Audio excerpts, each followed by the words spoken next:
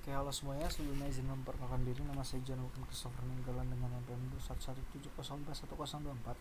Pada kesempatan kali ini saya akan mengerjakan tugas mengganti presensi untuk praktikum PDT pertemuan ketiga yang membahas tentang data fragmentation, replikasi, and alokasi teknik dan untuk database terdistribusi. Untuk keysnya itu ada database fragmentation. Itu pengertiannya adalah teknik yang digunakan untuk memecah database menjadi unit logis yang dapat ditugaskan untuk menyimpan di berbagai node. Jadi dia data fragmentation itu pemecahan data-data untuk menjadi satu unit dan ditempatkan di berbagai node. Kemudian ada data replication, itu memungkinkan data tertentu dapat disimpan di lebih satu site untuk meningkatkan ketersediaan keandalan. Ibarat kita mengcopy saja.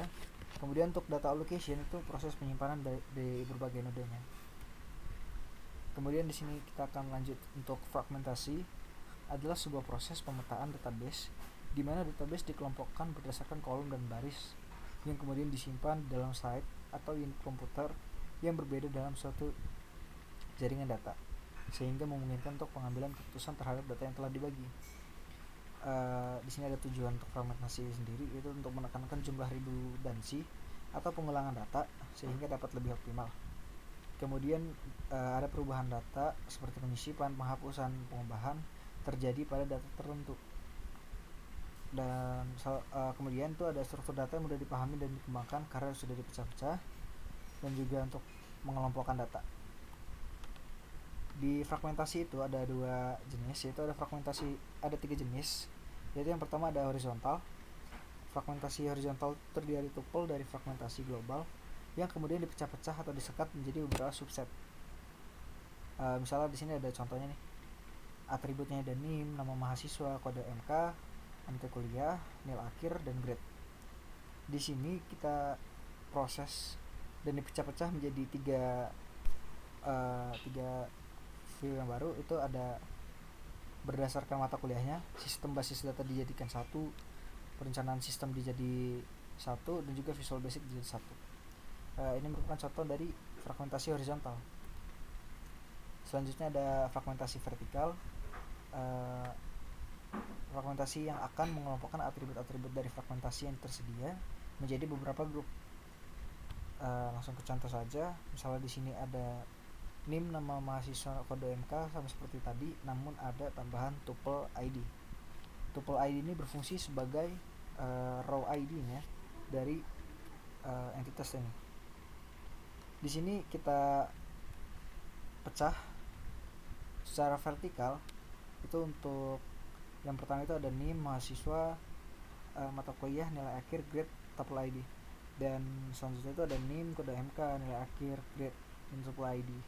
Tuple ID ini seperti yang saya sudah bilang, itu sebagai row ID. Itu merupakan suatu atribut yang unik dapat disertakan dalam setiap fragmen untuk menjamin memungkinkan terjadinya proses rekonstruksi melalui operasi join.